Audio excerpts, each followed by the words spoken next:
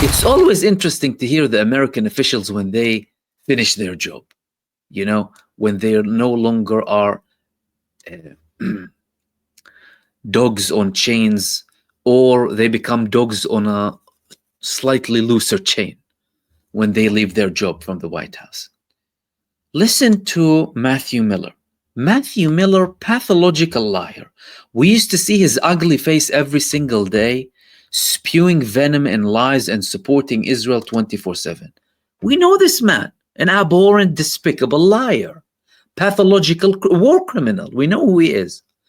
Anyway, he's feeling more at liberty now to talk, you know, and start criticizing and what have you. He had like criticism talking about the war crimes all of a sudden. When he was covering up the worst crimes, this man, his face will forever be remembered as the defender of Satan. I mean, even the defender of Satan is cleaner than him. But what is he saying now? He's saying that Netanyahu told us that that was when he was with Biden, by the way. So well over, at least over 8 months ago. Netanyahu told us that he intends to continue the war for decades and was imposing conditions when we sought a deal. The Israeli government has been obstructing the ceasefire and setting new demands. War for decades. And what the inaction of the Western countries and the Arab countries and everyone not using their leverage to stop the genocide is doing is basically buying Israel more time. They are whitewashing the genocide, because if it's happening in front of your eyes, you have the capacity to do something and you're not, you are complicit. You have blood on your hands. So don't tell me, oh, international community, what are you doing? You're a country, you're a state. You're not an individual raising a banner in the street or, you know, stop the war, or, you know, on X and what have you. And even some of these people are hunted down. And Miller, by the way, when he's asked, okay, well, why didn't you say this when you were in power? Why didn't you say this when you were with the Biden administration? He was like, yeah, you know, we wouldn't have been able to say that, you know. We would lose our job and, you know, it kind of wouldn't work. Oh, how cute. So you see a genocide and children being butchered in front of your face, and you can't say that. And all of a sudden now they're trying to portray themselves as saints. But what I wanted to get here is the actual statement that he made, that Netanyahu is preparing for war for decades. So we could be looking at something far bigger than what we're seeing so far, even if we see a temporary ceasefire or no temporary ceasefire. And what is this resonating with, by the way? Assuming, of course, Netanyahu, if he has a big plan to kind of continue up until the elections, and he is planning to win the elections and then continue an endless cycle of war/wars. Okay? This is resonating with the initial statements that came from Israel. Netanyahu himself and Yoav Gallant as well, the second wanted war criminal in Israel, that this war could take 10 years, they said, at the time. And then they started to kind of change the tone slightly. But Netanyahu, he spoke about Greater Israel. He has a spiritual connection to the concepts of Greater Israel. It's going to take them some time to implement, isn't it? Now, the Israeli Minister of Communications said that the West and the East Bank belong to Israel. West and East Bank belong to Israel. So not just the West Bank, the East Bank too. What's the East Bank? Jordan. Jordan came up with, of course, a condemnation. Jordan condemns the statements that the banks of the Jordan River are part of the land of Israel. What is that going to change anything? What's more significant are the statements of the Israeli Minister of Communications, Netanyahu, government official. The East Bank is part of Israel. If Stop BSing people and telling me condemn. This is a declaration of war against you. This is an outright declaration of war. What are you waiting for? What was Egypt waiting for? What are all of them waiting for? Lebanon, Syria, what are all of you waiting for? They're declaring war against all of you. And they're saying it outright. And the more they say it, by the way, this is what these stupid leaders on the other side don't get. Israel is building a momentum. They're building a momentum, and they're preparing the mindset. They're prepping the grounds. Oh, it's ours. And Greater Israel, yeah. And yeah, more land here and there. And yeah, of course. Didn't he tell you that he's going to change the shape of the Middle East from the beginning? Netanyahu? Okay. You might say Jordan, and that's not enough. All right. But we did hear that Jordan is having a few moves now that they haven't done in the past 3 decades. And that move is mandatory military service. Okay? For the first time in 33 years. Jordan is saying that it's conscription. That's it. We need to have conscription for the military. We're facing a different scenario here. Why?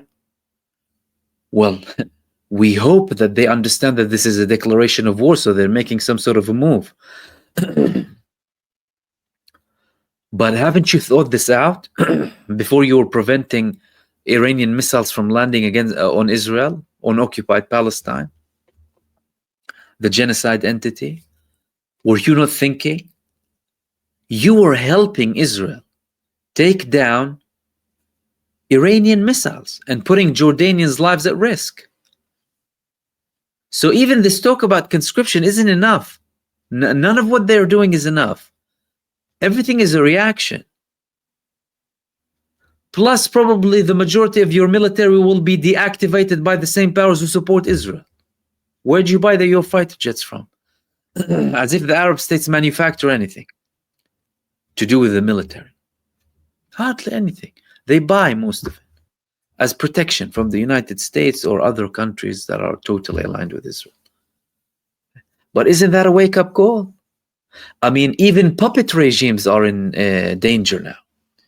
Imagine how awful it is to be a puppet and lose. If you were resisting and you were toppled, as in genuinely resisting, not like fake resisting, like some leaders do, really, really. And then you were overthrown or what, you will be remembered in history. I opposed them, I stood up against them, that's why. And I lost. Or I was, my government or establishment was taken down. But being a puppet and allowing them to have food and passing money and all of that, buying them time, and then collapsing, how shameful is that? What a sad state of affairs, to be remembered in history as a traitor who fell. Oh, who's going to remember you? Isn't that shameful? Wake up.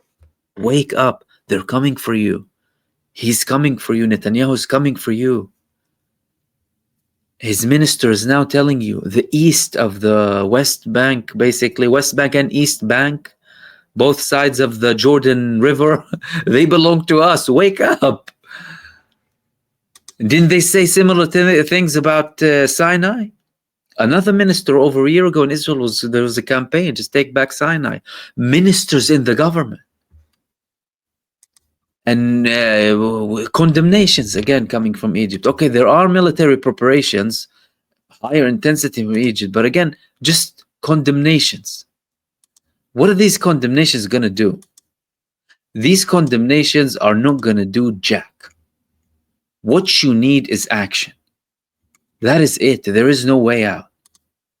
What you need is military intervention to stop this genocide and to demilitarize the Zionist establishment, dismantle Israel as an apartheid entity, boycott sanctions, and support the Palestinian liberation and support the Palestinian resistance.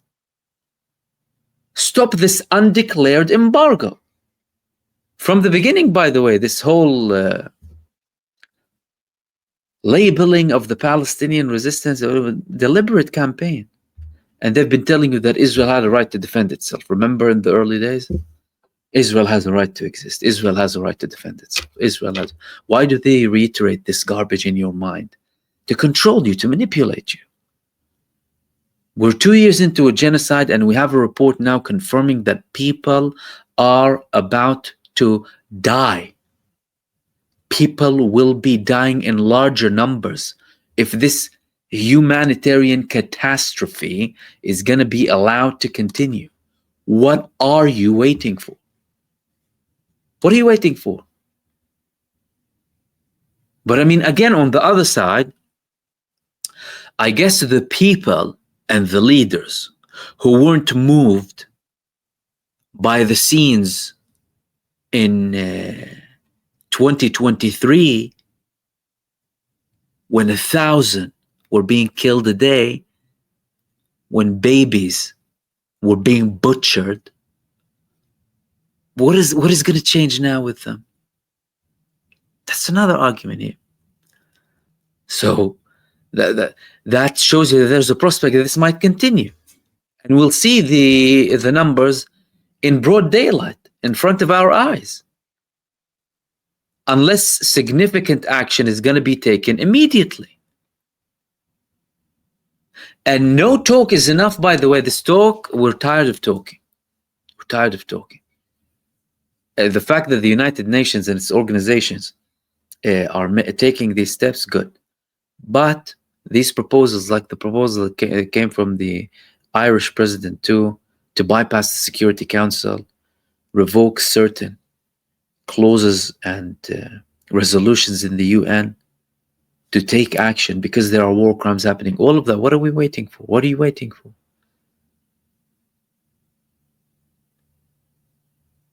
They think that by ignoring for a very long time and legitimizing and brainwashing, that they will be able to kind of normalize the situation.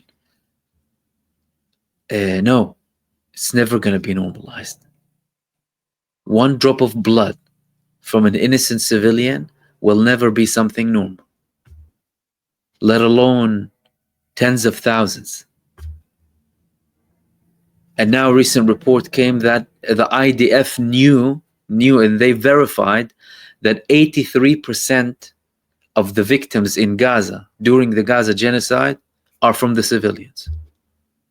83%. IDF. Even The Guardian published that. The Guardian, you know, those who act like they're, you know, on the right side, but are not really, you know. Even they published that. So stop the talk, really. I mean, enough talking. Enough talking, we need action.